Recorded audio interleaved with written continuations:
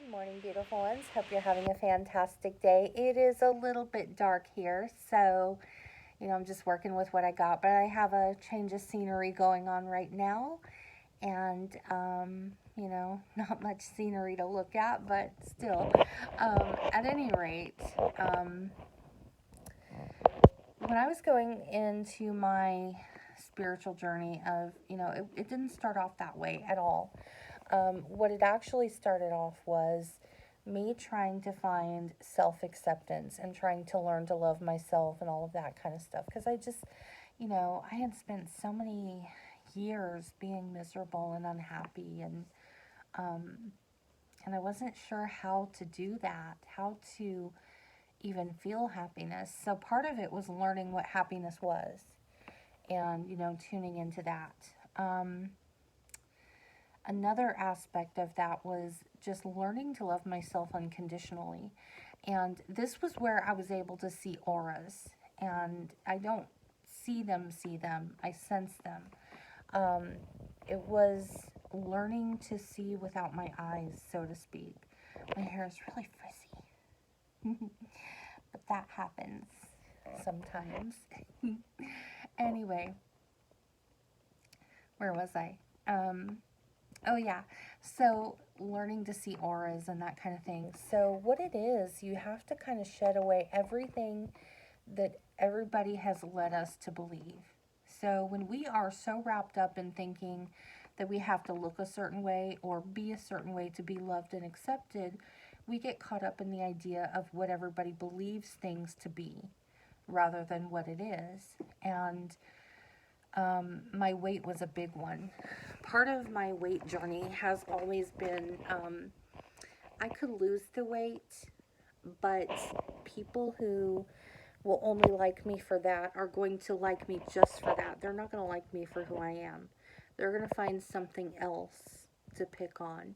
And I think that, brings about this feeling of vulnerability because it's like, okay, so, if we put ourselves out there and we have something to, you know, something that we expect that people are going to say something about, then what happens if we remove that? That opens us up to a lot of things, and it's scary. It really is because I think the one thing that I've always been really more self-conscious of, well, I guess I'll go ahead and mention it.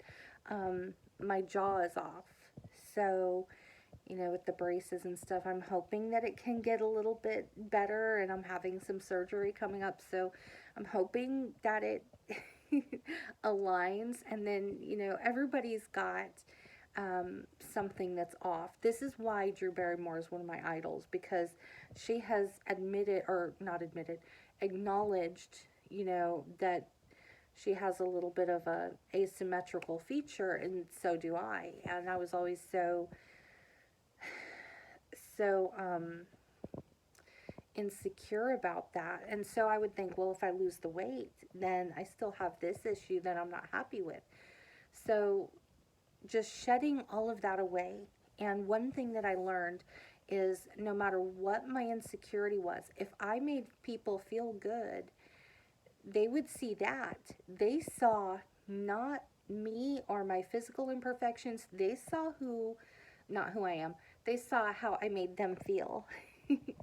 So, I like to think that it's bringing out a side of people that is there in them, that it can bring out goodness in people. And I strongly believe that. So, in taking away the notion of weight as a social idea, um, I was able to see something deeper within everybody.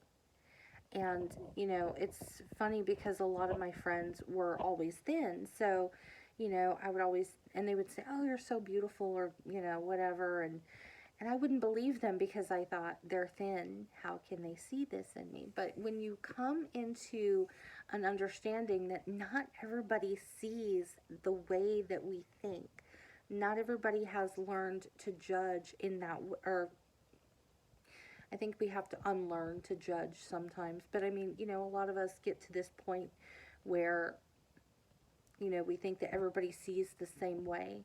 And, I try to explain that as well. I can't assume that somebody saw the same way that I saw something.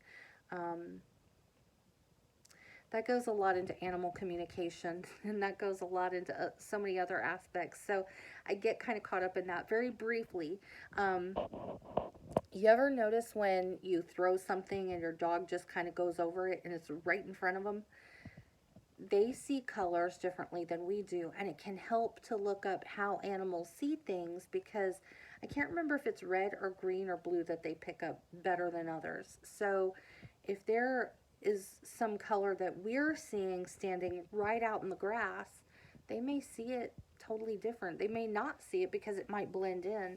So having a concept of how other people see so differently, or one of the other things that one of my peeves, and I tell people this too, we cannot get mad if we go in and we're cleaning and we're doing all this stuff, because then we come in and say, well, you saw me doing all this. Didn't you hear me? Not everybody's going to notice. I have tunnel vision. I will watch a show. I will not notice anything going on around me.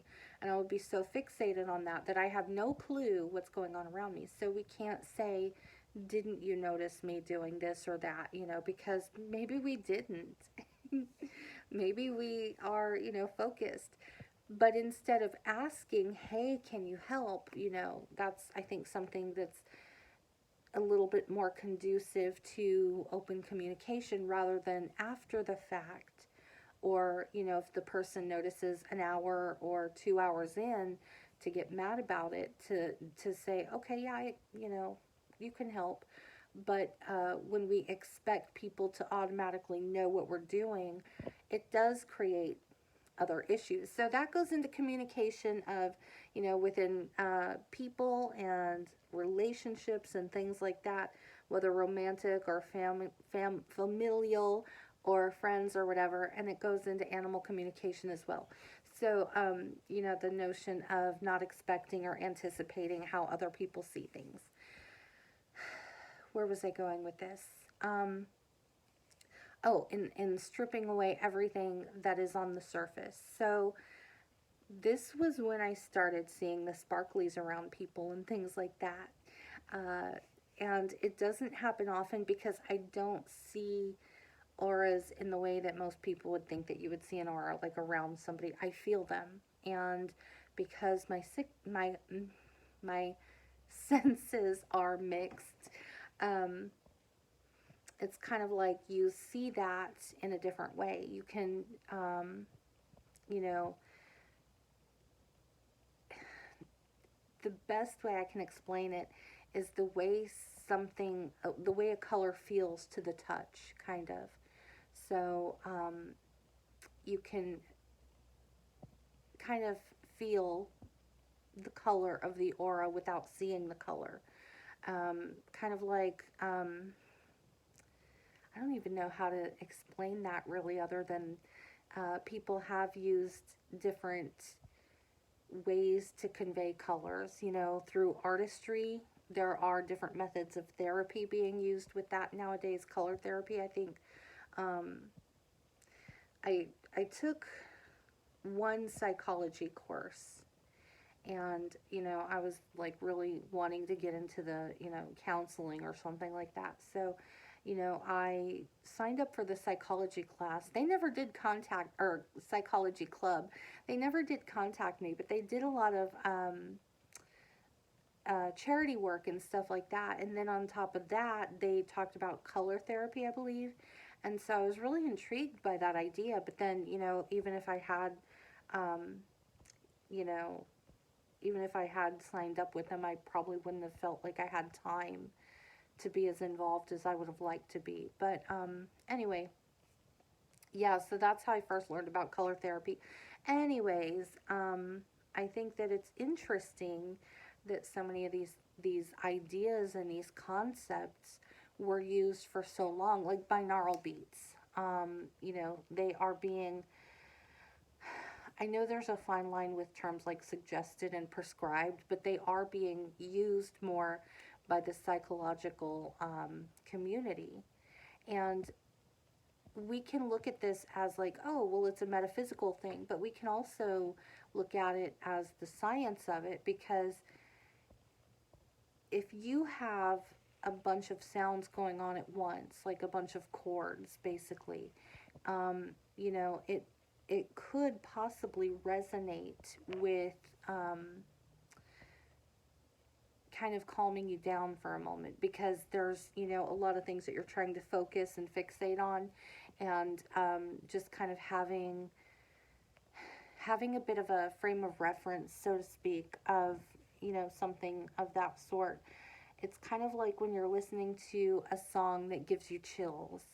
If we can feel that, then why would it be that, you know, binaural beats wouldn't work? Um, so that's something to kind of, you know, keep open to it, if nothing else.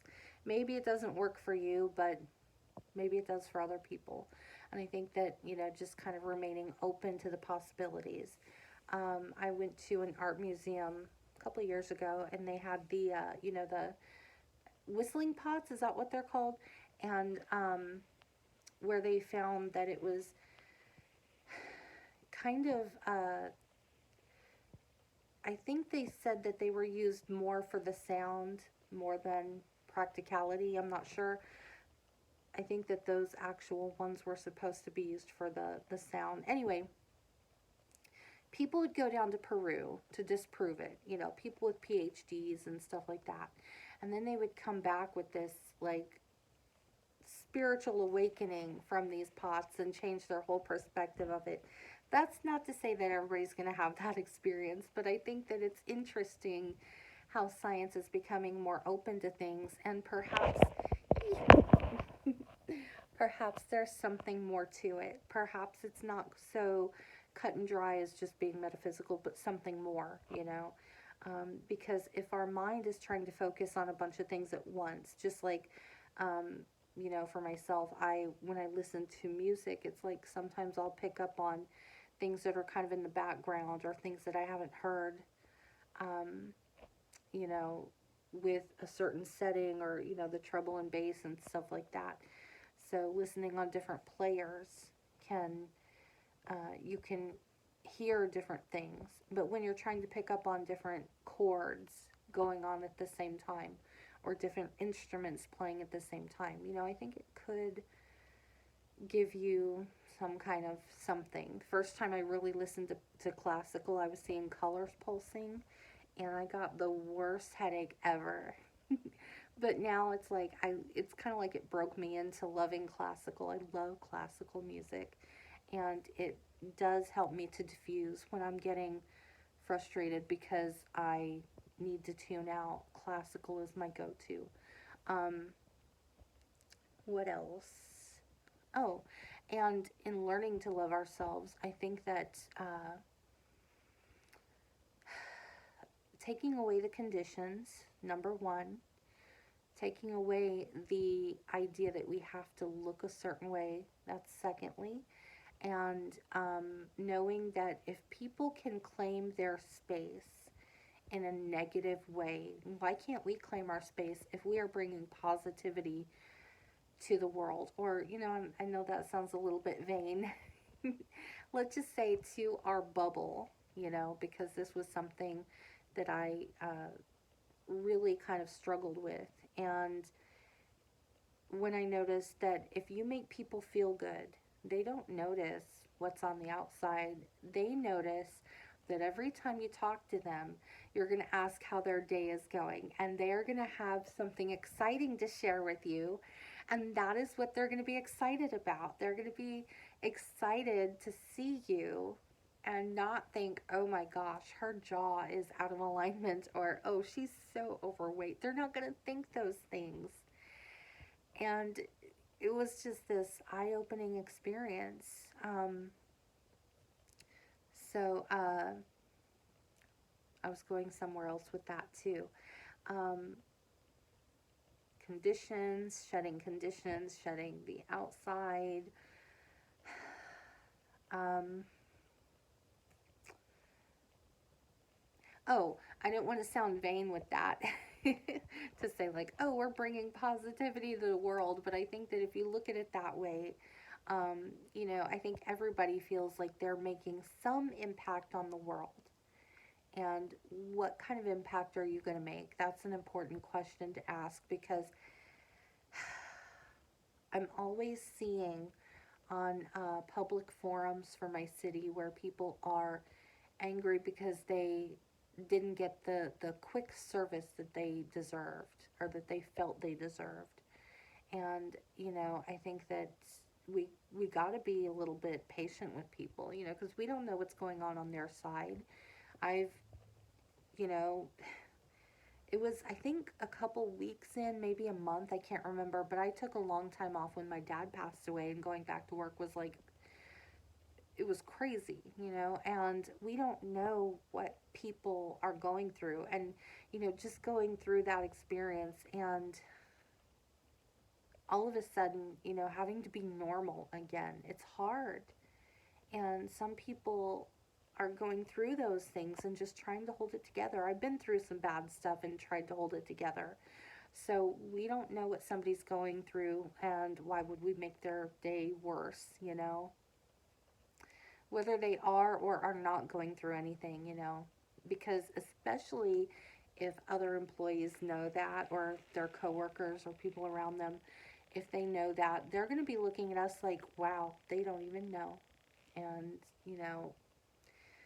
for privacy and just out of sheer respect for people, they're probably not going to say nothing. But, I think we've all been kind of in that situation where somebody's not acting the way they should, and, they're berating somebody or being cruel or mean. And, we want to say, hey, have a little compassion here. I have to wonder how people would feel in those situations if they knew. But at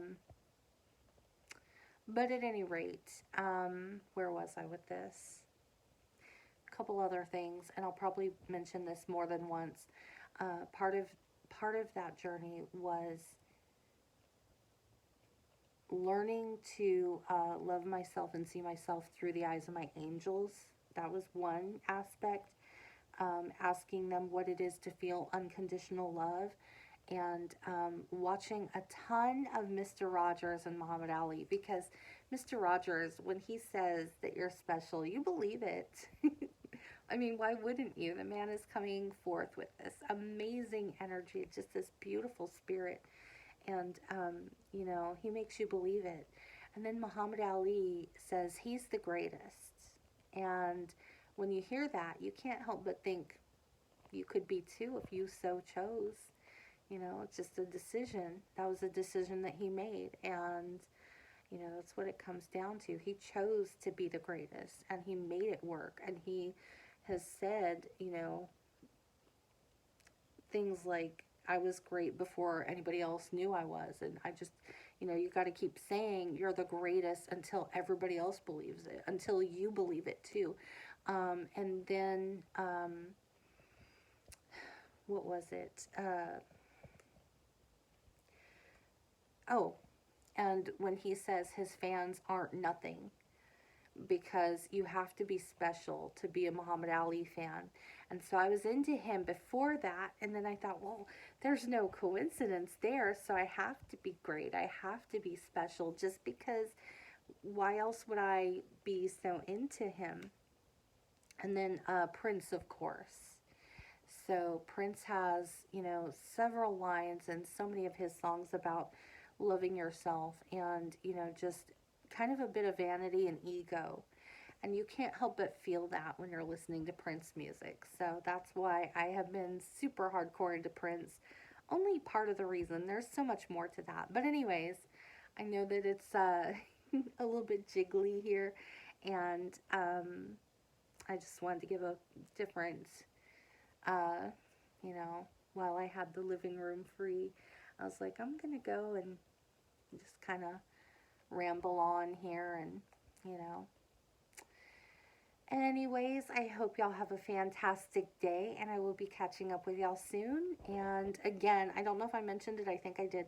I'm having a surgery done in a couple weeks, about a week and a half now. So I don't know how well I'm going to be talking after that. And I know that I haven't really been consistent with showing up. So that's another thing. But, just